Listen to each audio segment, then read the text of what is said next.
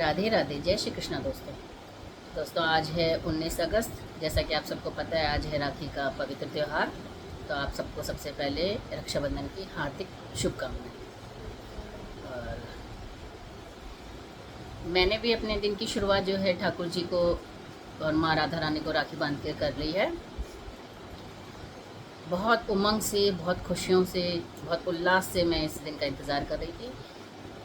चांदनी चौक जा करके उनके लिए स्पेशल राखी लेके आई थी। अपने भाइयों के लिए भी बहुत अच्छी राखियाँ मैंने मंगवाई थी, ऑनलाइन मंगवाई थी।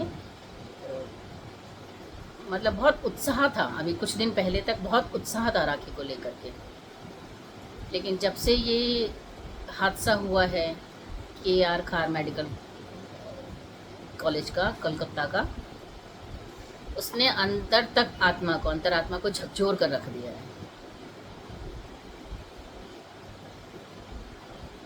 और उस पर जो सबसे बड़ी बात है, जो उस पर जो राजनीति हो रही है, ये तेरा रेप, ये मेरा रेप, ये उसका, मतलब समझ में नहीं आ रहा है ये नेता लोग क्या कर रहे हैं।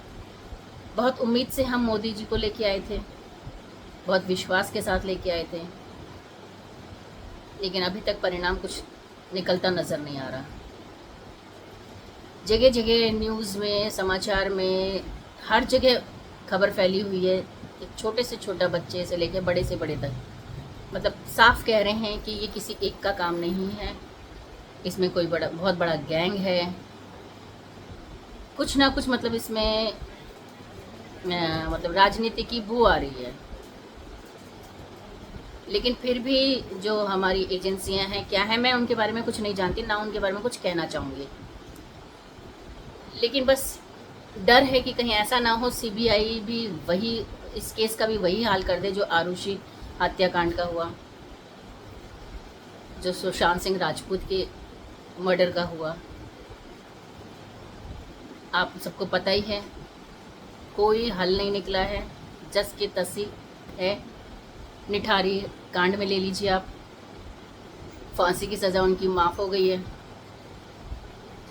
मतलब मुझे समझ में नहीं आता कि इन लोगों को किस तरीके के प्रूफ चाहिए, कैसे प्रूफ चाहिए।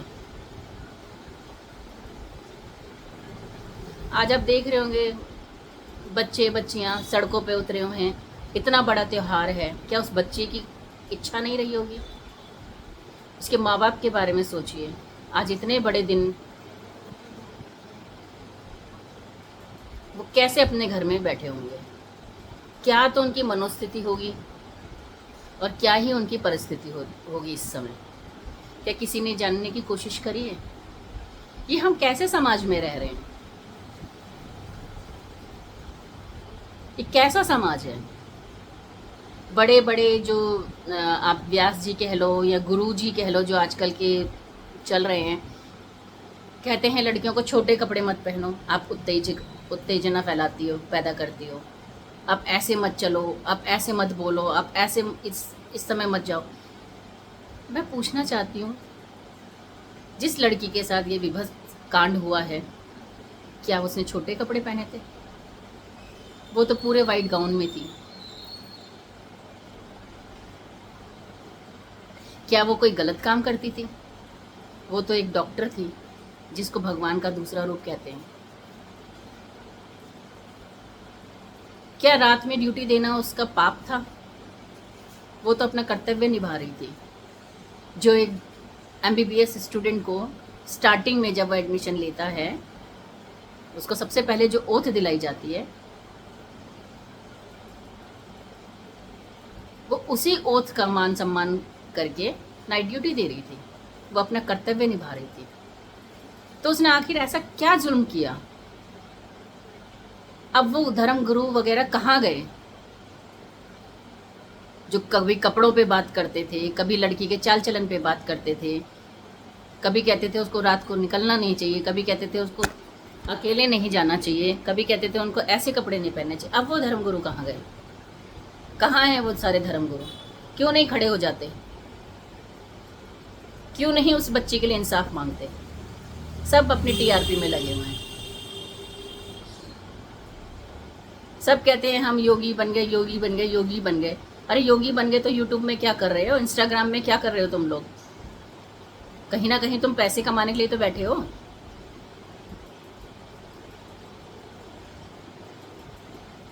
और कोलकाता की वो ड्रामेबाज, कोलकाता की वो ड्रामेबाज ममता बनर्जी, क्या वो औरत नहीं है?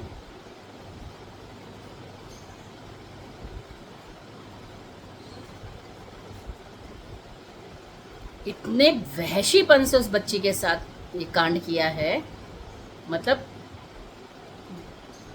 करने वाले के दिमाग में क्या चल रहा था ये तो वही जाने, लेकिन सुनने वाले का, हम जैसे सुनने वालों का रूह कांप रही है। अरे इससे तो अच्छा है कि बच्चियों को कोख में ही मार देते हैं, वो इससे ज्यादा अच्छा है। और मैं तो विनती करूंगी हर किसी से कि इस दुनिया में लड़कियां कभी पैदा मत करना।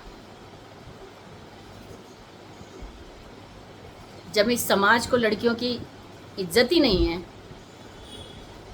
तो उन्हें पैदा करने से फायदा ही क्या है? तो मेरी आप सबसे हाथ जोड़ कर विनती है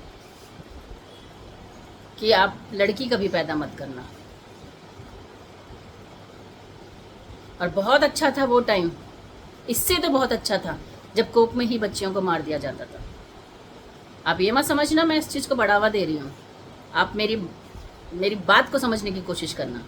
अरे वो बच्चियों को तुम कोख में मार देते थे तो वो अबोध थी, उनको इतना दर्द नहीं होता था, लेकिन जब इतनी पली बड़ी लड़की को, इतनी लायक बच्ची को इस उम्र में आकर के तुम इस घिनौने तरीके से उसको मार रहे हो, उससे तो बहुत अच्छा है कि उसको कोख में मारो।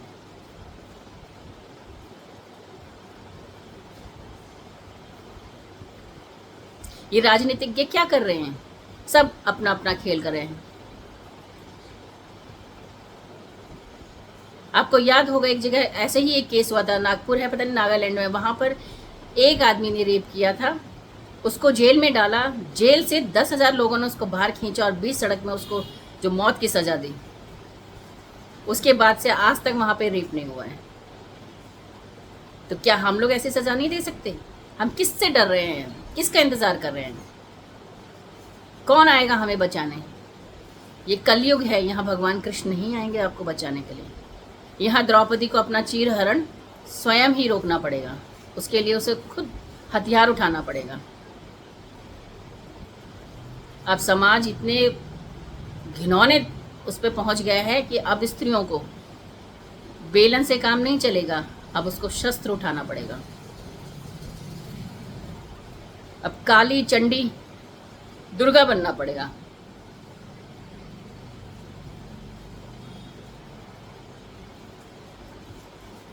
और क्या फायदा है ऐसे रक्षाबंधन का? ये तो एक दिखावा रह गया। राखी के उस धागे का क्या महत्व है किसी को पता है? बहनें अपनी रक्षा के लिए रक्षा सूत्र बांधती हैं, अपने भाई की मंगल कामना के लिए वो कलावा बांधती हैं, रक्षा सूत्र बांधती हैं। भाई अपनी बहन को आजीवन उसकी रक्षा करने का वचन देता है। लेकिन आजकल तो सिर्फ एक दिखावा रह गया है, हर चीज में दिखावा रह गया है। घृणा आती है ऐसे समाज में रहते हुए।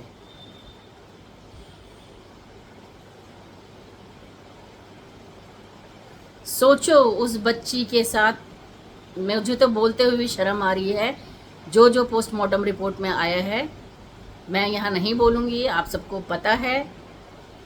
ये सोचो कि ये किसी एक का काम नहीं है, सारी जनता, सारा देश चिल्ला चिल्ला के कह रहा है ये किसी एक का काम नहीं है।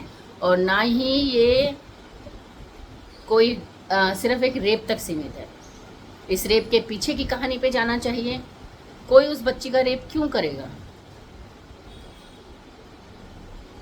ऑन ड्यूटी डॉक्टर का रेप क्यों करेगा, वो भी उसी हॉस्पिटल में जिसमें वो बच्ची पढ़ती है? कोई क्यों करेगा? ज़रूर उस बच्ची को उस हॉस्पिटल के काले सच का पता है, ज़रूर उसको उस चीज़ का पता लग गया होगा जिससे जो गैंग है वो डर गया होगा, उसको लग रहा होगा कि अब मेरी पोल पट्टी खुल सकती है। और सुनने में तो ये भी आ रहा है कि उस बच्ची को मारने में, इस अपराध में एक लड़की का भी हाथ है।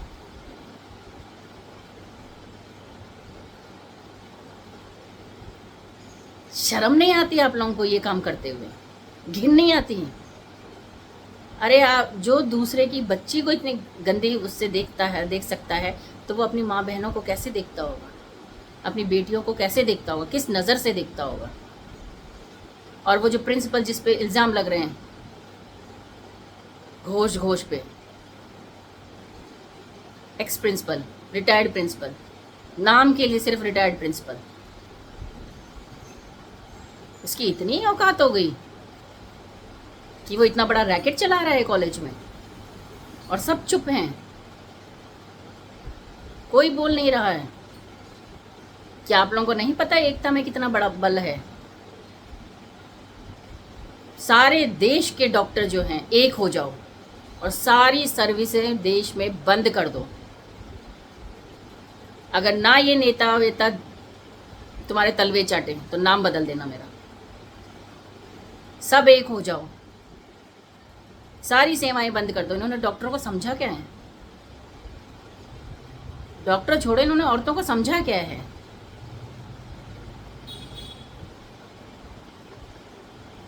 भूल गए झांसी की रानी? क्या भूल गए झांसी की रानी को?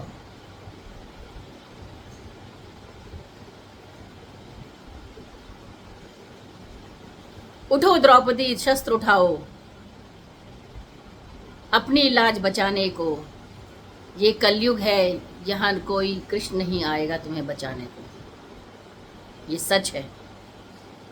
यहाँ हमें अपने लिए लड़ाई खुद लड़नी पड़ेगी। और मैं तो विनती करूंगी हर उस माँ से कि बेटी पैदा मत होने देना।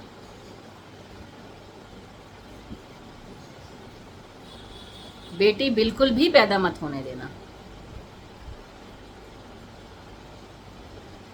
सोचो उस माँ बाप के दिल में क्या बीत रही होगी, जिसने अपनी बच्ची को कितने नाजों से पाला था, पाला पोसा था, कितने कष्ट से सहकर उसको इस मुकाम तक पहुंचाया था। और उस बच्ची के अंतरात्मा से सोचो, जब उसके साथ ये घिनौना कृत्य हो रहा था, तब उसके दिल में कितनी ठेस पहुंची होगी।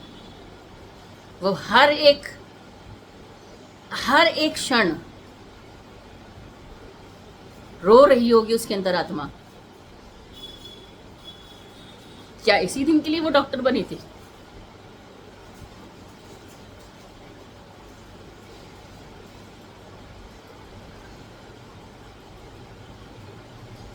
उसने कभी सोचा था कि वो डॉक्टर बनेगी तो उसके साथ ऐसा होगा? दुनिया की जान बचाने की कस्में खाने वाली के साथ खुद उसकी जान कोई वहशी दरिंदा ले लेगा, वो भी इस तरीके से। उसने कभी जिंदगी में कल्पना भी नहीं करी होगी।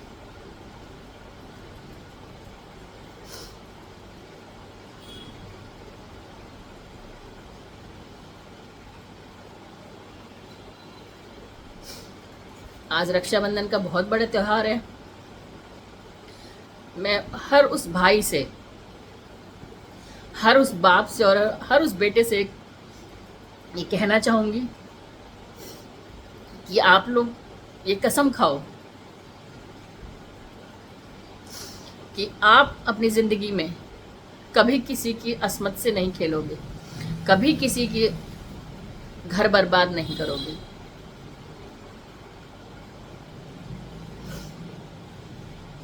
और ये संभव है। अरे नेताओं को मारो गोली, ये तुम्हारे किसी काम नहीं आने वाले। ये सिर्फ अपनी राजनीति चमकाते हैं, इनको सिर्फ अपनी गद्दी प्यारी है। ये तुम्हें बचाने नहीं आएंगे, ये तुम्हारे लिए कुछ नहीं करेंगे। ये नेताओं को तो ऐसे दिल करता है चौराहे पे खड़े करके गोली मार दो।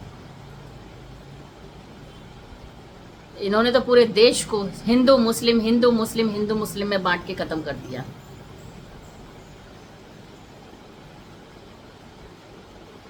मूलभूत सुविधाओं की तरफ कोई ध्यान ही नहीं देता है। आज 21वीं सदी में हम पहुंच गए हैं और आज भी देखो लड़कियों की वही हालत है जो पहले भ्रूण हत्या करके होती थी। क्या बदला?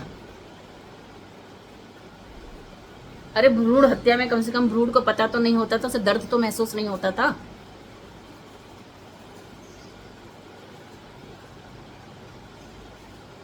इससे आगे मैं क्या बोलूं,